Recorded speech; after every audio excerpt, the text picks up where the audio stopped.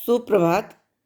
कक्षा 9 की प्रिय छात्राओं, ये संस्कृत विषय की कक्षा है और संस्कृत विषय में हम लोगों ने पहला अध्याय संस्कृत व्याकरण का माहेश्वर सूत्र, उच्चारण स्थान और प्रत्ययहार का अध्ययन किया। आज हम लोग उसका दूसरा अध्याय संधि ज्ञान पढ़ना प्रारंभ करते हैं।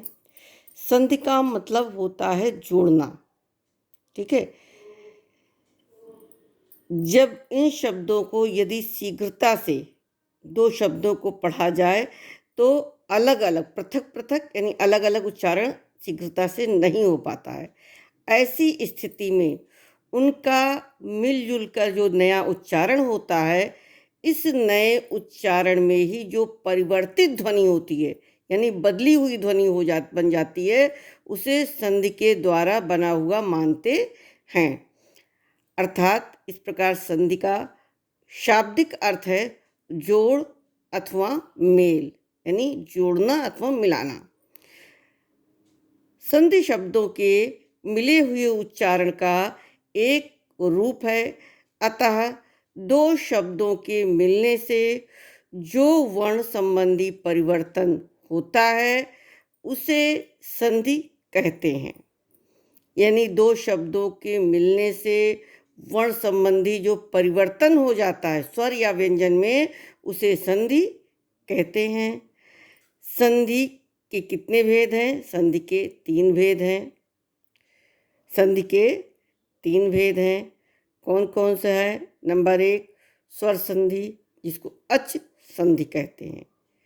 अच हमने आपको प्रत्ययहार पढ़ाया था, देखिए पिछली कक्षा में, और उसमें कौन कौन से वर्ण आते हैं ये भी पढ़ाया था। तो अच के अंतर्गत ये देखिए आ, ई, उ, री, री, ए, ओ, ऐ, औ, यानी अच संधि जितनी होगी, अच संधि के अंतर्गत जो आएगा उसमें ये मात्राएं अवश्य होंगी। तो अच संधि जिसमें जब पहले शब्द का अंतिम स्वर दूसरे शब्द के अंतिम स्वर से मिलता है तो इसे स्वर संधि कहते हैं। जैसे देव धन आलय, देवालय, देव के व में ह्रस्व आ यानी छोटा आ लगा है, आलय के प्रारंभ में बड़ा आ, दोनों को मिला करके बड़ा आ बन गया है, ठीक है। दूसरा आपका है व्यंजन संधि, जिसको हल संधि कहते हैं। जब पहले शब्द का अंतिम व्यंजन दूसरे शब्द के आदि व्यंजन या स्वर से मिलता है तो इसे व्यंजन संधि कहते हैं। जैसे दिक धन गज, तो यहाँ पर व्यंजन संधि में का गा हो जाता है, तीसरा वर्ण हो जाता है तो दिग्गज हो जाता है, दिक धन गज का दिग्गज, ठीक है। तीसरा है विसर्ग संधि। जब व्यंजन संधि का विसर्ग में या विसर्ग का व्यंजन संधि में परिवर्तन होता है तो उसे विसर्ग संधि कहते हैं। जैसे प्रायः धन चित, प्राश्चित, जो विसर्ग था उसका शा हो गया है, ठीक। ये संधि के तीन भेद हैं। सबसे पहले आपकी आती है स्वर संधि, जो अच, आ, ई, उ, ए, ऐ, ओ, ठीक है, रील, री, इतने स्वर इसमें आते हैं। स्वर अनेक हैं और उनके अलग अलग मिलने के अनुसार अलग अलग संधियां भी होती हैं। कौन कौन सी हैं? दीर्घ संधि, गुण संधि, यण संधि, वृद्धि संधि और अयादि संधि। कितनी संधियां हैं? 5। दीर्घ संधि, गुण संधि, यण संधि, वृद्धि संधि और अयादि संधि, ये 5 संधियां हैं। सबसे पहले हम दीर्घ संधि पढ़ेंगे। कौन सी पढ़ेंगे? दीर्घ संधि। दीर्घ संधि का सूत्र है अकः सवर्णे दीर्घा। ये आपने इसमें अक प्रत्ययहार भी दिया हुआ है, वो भी पढ़ा होगा।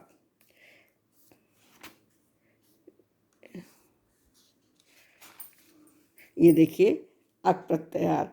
अक प्रत्ययहार में कौन कौन से स्वर आते हैं? आ, ई, उ, री और री, 5 स्वर आते हैं अक प्रत्याहार में। तो इन जो प्रत्याहारों को पढ़ा है उसी के अनुसार संधियाँ हमारी बनती गई हैं। तो ये पहला हमारा है दीर्घ संधि। दीर्घ संधि का सूत्र है अकः सवर्णे दीर्घः। अक यानी आ ई उ री का जो समान वर्ण मिलने पर दीर्घा माने दीर्घ हो जाता है, यानी बड़ा स्वर हो जाता है, उसे दीर्घ संधि कहते हैं। यदि ह्रस्व या दीर्घ आ ई उ री के बाद ह्रस्व या दीर्घ क्रमशः आ के साथ आ, ई के साथ ई, उ के साथ उ और ई के साथ री आवे तो उनके स्थान पर उसका दीर्घ हो जाता है। क्या हो जाता है? उसका दीर्घ हो जाता है। जैसे आ के बाद आ आएगा या आ के आने पर दीर्घ आ होता है। धन, धन, अर्थी। धन के नाम में ह्रस्व आ है और अर्थी के आ में भी ह्रस्व आ है। देखिए ह्रस्व और ह्रस्व यानी छोटा छोटा, दीर्घ आ हुआ बड़ा।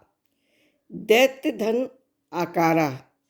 दैत्य के या में भी ह्रस्व आ है, आकार में दीर्घ आ है, दोनों मिलकर के दीर्घ आ हुआ है। विद्या धन अर्थी। विद्या के द्या में दीर्घ आ है और अर्थी में ह्रस्व आ है, यानी वर्ण समान होना चाहिए चाहे आगे या पीछे, तो दोनों का मिलकर दीर्घ हो गया।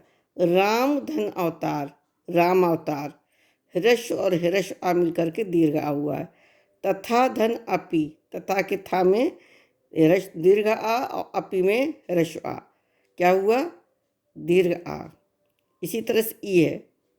देखिए ई के और या ई के बाद ई या ई आने पर दीर्घ ई हो जाता है। क्षिति धन ईशा।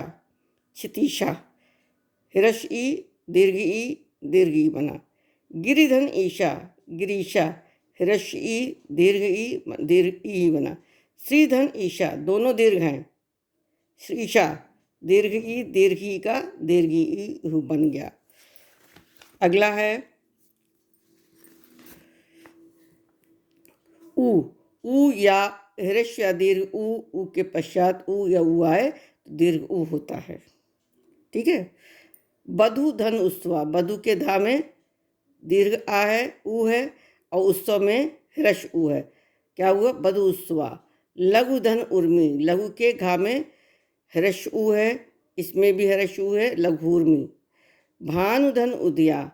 भानु के नाम में ह्रस्व ऊ है, उदय में भी ह्रस्व ऊ है लेकिन भानु उदया। साधु धन उक्तम। साधु के धा में ह्रस्व ऊ है, उक्तम में भी ह्रस्व ऊ है, साधुक्तम। गुरुधन उपदेशा। गुरु के रा में ह्रस्व ऊ है, उपदेश में भी ह्रस्व ऊ है, गुरु उपदेशा। विधुधन उदया, यानी ह्रस्व के बाद ह्रस्व आएगा तो दीर्घ हो जाएगा, या ह्रस्व के बाद दीर्घ है या दीर्घ के बाद ह्रस्व आए तो उसका दीर्घ ही हो जाता है। अब री और री के पश्चात यदि री आए तो री ही होता है। मातृधन ऋणम। मातृ ऋणम। होत्रधन निकारा। होत्रिकारा। ये आपकी संधि है। अब इसमें जो आपका ये दिया हुआ है अभ्यास प्रश्न, सूरस्तम, धनार्थी, महात्मा, नदीशा, रविंद्रा, महिषा, कपीशा, पुस्तकालया, देवालया, दिवाकरा, तथापि, देवर्षि, लघुर्मि, भानुद्या। इनको आपको अपनी कॉपी में इसको लिखने के बाद अभ्यास प्रश्न का ये करना है। दूसरा देखिए, विद्याधन अर्थी, क्षेत्रधन अधिकारा, गिरिधन ईशा, पितृधन ऋणम, विधुधन उदया, सुधन उक्ति, हरिधन ईशा, हिमधन आद्री। ये आपको सब अपनी कॉपी में करना है। तीसरा है, निम्नलिखित में शुद्ध वाक्य पर सही का चिन्ह लगाइए। दीर्घ और ह्रस्व मिलकर के दीर्घ होता है, ये सही है। ह्रस्व और दीर्घ स्वर मिलकर के दीर्घ नहीं होता, ये गलत है। देखिए, क्योंकि दोनों का दीर्घ होना चाहिए। ईधन ई और ईधन ई मिलने पर ई नहीं होता, ये भी गलत है। ऊधन ऊ के बाद ऊ होता, ये भी सही है। दो सही हैं आपके। ठीक है। अब री और री मिलाकर क्या बनेगा? ये क्या बनेगा? री ही बनेगा। ठीक। आ का आ से योग होने पर क्या बनेगा? दीर्घ आ। ऐसे दो शब्दों शब्द बताइए जिनके अंत में ई हो और उनके मिलने पर शुरू में भी ई हो। तो कौन सा होगा आपका? देखिए, श्रीधन ईशा, श्रीशा। ठीक है, ये आएगा शीशा, ये आ गया। फिर अक प्रत्यय, ये ऐसे दो शब्द मिलाइए जिनमें दोनों में रस ई हो। तो ये क्या होगा? गिरिधन, नहीं,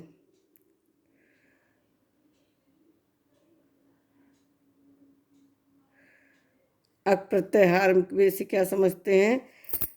जो 5 वर्ण हैं वो अक प्रत्याहार के अंतर्गत आते हैं। इनको आप लोग भली भांति कर लीजिए। धन्यवाद।